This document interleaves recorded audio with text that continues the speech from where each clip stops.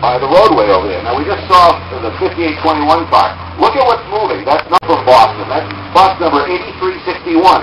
Now, a trackless trolley is kind of a hybrid vehicle.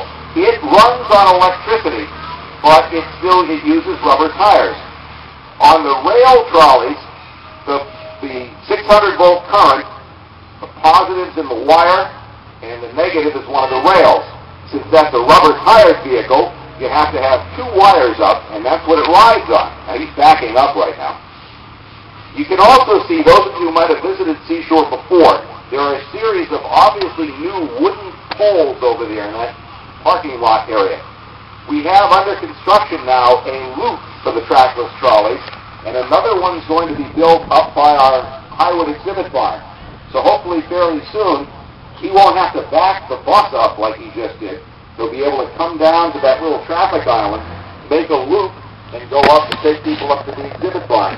Trackless trolleys are things that we've had in our collection for a long time, but it's been difficult to operate them because of that limited ability, having to back up and go forward again. We can see several in view. The older Boston coach, there's a dual on a flexible coach next to it. So ladies and gentlemen, from our trackless trolley collection, number 8361.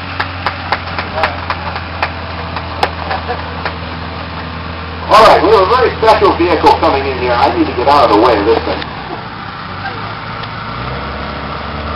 This is on a petty ball.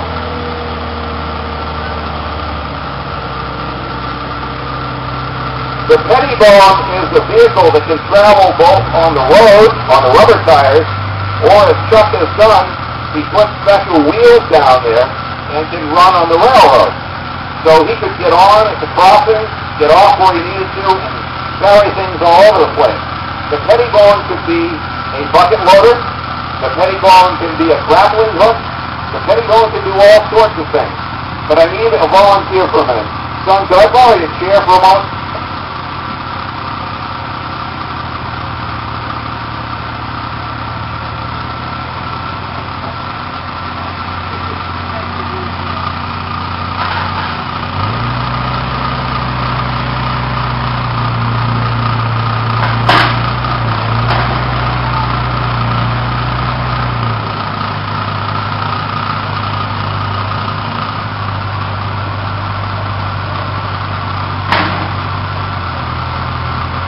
You don't want to mess with the petty bone. Thank you, Chuck.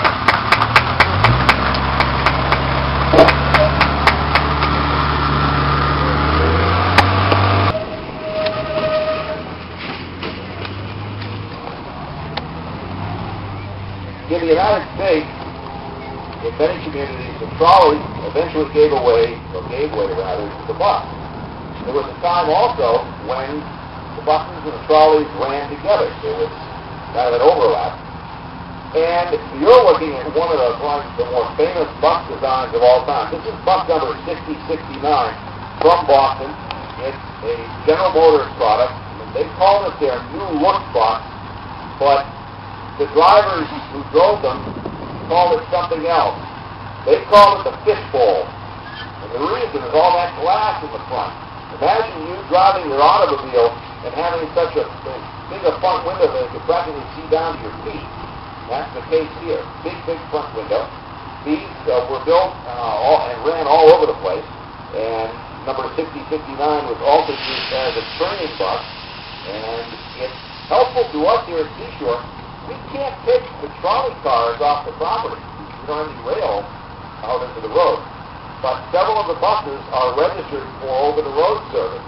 So we put the banners on it like it has today, and we can take the bus into parade, or every once in a while we drive it down Kenny Bunkport. There's kind of a rolling billboard for us. We can't take the trolleys out, so we take the buses out.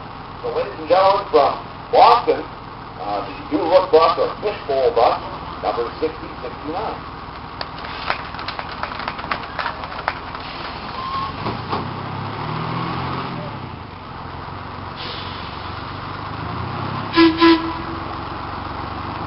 I believe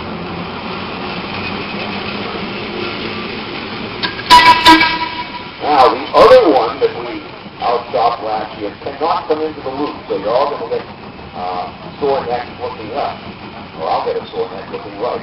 This is locomotive 100 for the Atlantic Shoreline.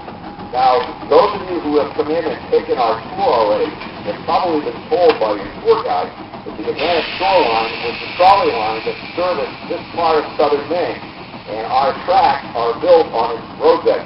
This locomotive was built in 1906 by the Laconia Car Company of Laconia, New Hampshire.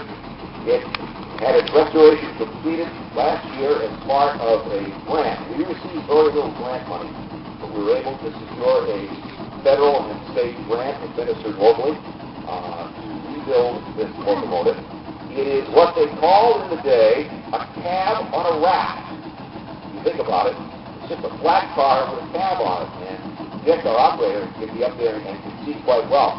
This was in service until 1949 and came here almost right after it came out of service, and its restoration was completed last year. Now, what's so important about a chocolate brown freight locomotive with the letters Atlantic Shoreline on it? You are looking at the reason why trolley service came to southern Maine in the first place. Mainers are too practical to think that they would just lay some tracks and carry people over them.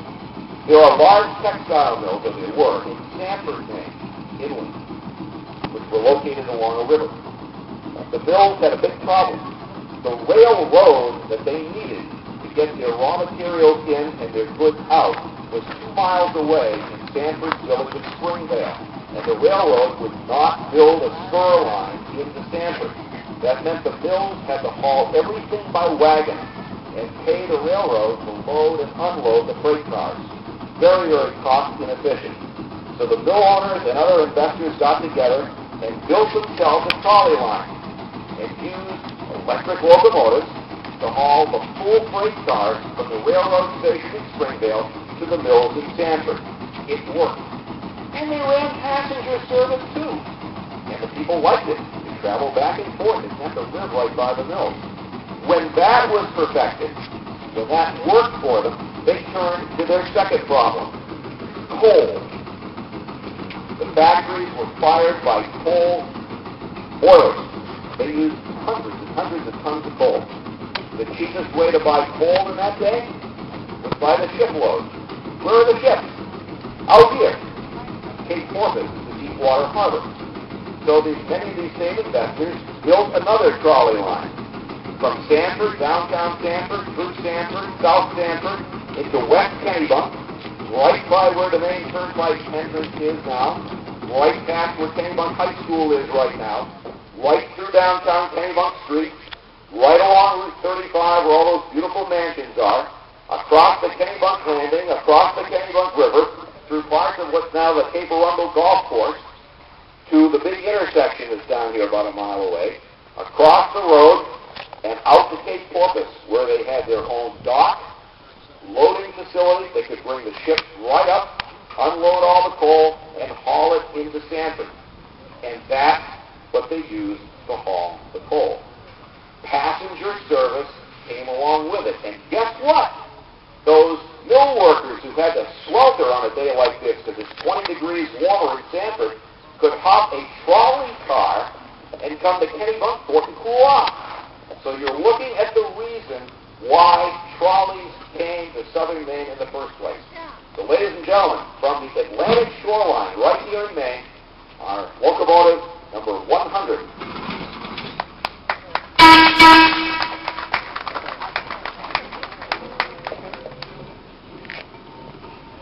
I'll tell you a little bit of detective work we did too. There came a big decision about what color to paint it, because people looked at different pictures that had been taken over the years. Well, wait a minute, it's black in this picture. It's dark green in this picture. It's green colored with red trim in this picture. So we had paint chips analyzed, and they figured out that in all actuality, it should be that chocolate brown color with the red trim around the window.